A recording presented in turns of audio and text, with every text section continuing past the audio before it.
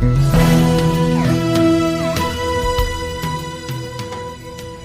congratulations sa number 1 radio station sa siyudad sa Davao. Ang usa sa amo ang paborito, no, o ginatingala nga radio station sa Why Pabor.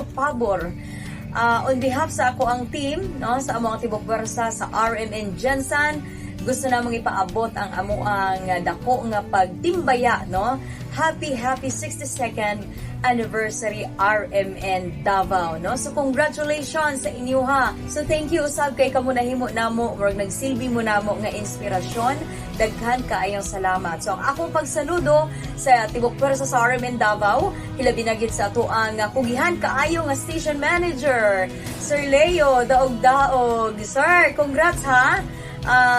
Congratulations sa inyo ha. Forever number 1.